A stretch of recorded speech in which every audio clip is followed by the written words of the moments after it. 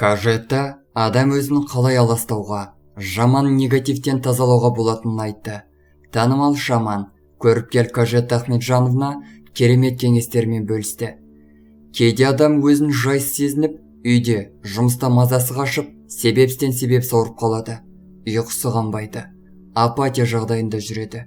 Көп жағдайда бұл адам бойындағы энергияның және үй ішіндегі атмосфераның ластануымен байланысты болады. Алдымен ерінбей үй ішін жақсылап тазалап, төсек жабдықтарын ауыстырып, жуып, денсаулығын тексеріп, толықтай өзіне бақылау жасау керек. Егер мәселе мұнымен бітпесе, демек сізге өз бойыңызды және үй ішін тазалап, аластап, арнайы рәсімдерді өткізу керек. Тұзбен жасалатын рәсім. Үй тазалайтын уақытта судың ішіне кәдімгі ас тұзын салуға болады. Бұл үйдегі негативті жуып шайып, үйдегі адамдардың болмаш нәрсеге бола ұрса беруін тоқтатады. Атам заманнан бері тұздың қасиетті екені айтылып келеді. Соның ішінде тұз тіл көзді, қара дуаны кетіре алатын қасиетке екен. Сондай-ақ жағымсыз нәрселерден қорғай алады. Егер мүмкіндік болса, бейсенбі күні тұзды арнайы дайындап алу керек. Бұл арнайы тұзды дәл осы бейсенбі күні жасауға болады.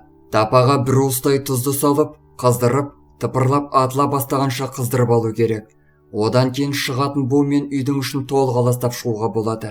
Яғни, сол тапаны қолға ұстап, түтінімен үй ішін аралап шығасыз. Бұл үйдегі жағымсыз энергияны тазалайды. Кейбір адамдар үйдің табалдырығына тұз сеуіп қояды, немесе кішкентай қапшыққа тұз салып, оны босаға қайылып қояды. Ілінетін тұз кіре берістегі есіктің оң жағына ілінеді. Мұндағы мақсат үйді пәле-жаладан, арам пиғылды адамдардан қорғау. Әжелеріміз үйге қонақ келген сайын барлық айналардың бетін тұзды сумен жуып алуға кеңес береді.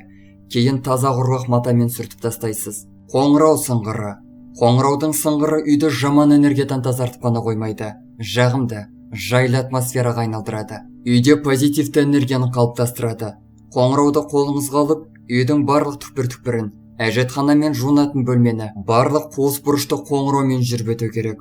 Қоңырауды кіреберістегі есіктің үстіне іліп қоюға да болады. Сонда үйге адам кірген сайын онымен бірге келген жаман энергия сыртқа қашады, жойылады. Жоғары вибрациялық қоңырау үні жиналып қалған негативтің көзін жоя алады. Көп елде осындай дыбыстармен тазарту әдісі жиі қолданылады. Мысалы, адам үйде қолымен шапалақ соғып, ақырындап шапалақ соға келе, үйдің қабырғасына қарай жақындайды. Мұқият тыңдап, кішігірім жаңғыр, яғни эхоны естігенше жалғастыра береді. Егер жаңғыр естісеңіз, демек үйіңіздің тазарғаны. Хош иістер. Бұл үй ішіне басқа да аймақты жерлерге жақсы әсер ететін дүние. Бұл заттардың негізі өсімдік болып табылады.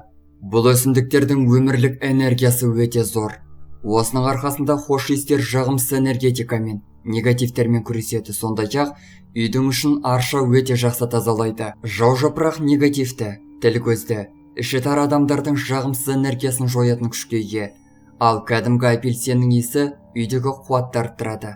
Сәлбен, яғни шалфей, үй ішінде ұрыс-керіс болған болса, үй ішін жағымсыз негативтерден тазалай алады. Жағымсыз энергетиканы өз бойына сіңіріп алады. Достар, біздің каналға жазылып, лайк басуды ұмытпаңыздар.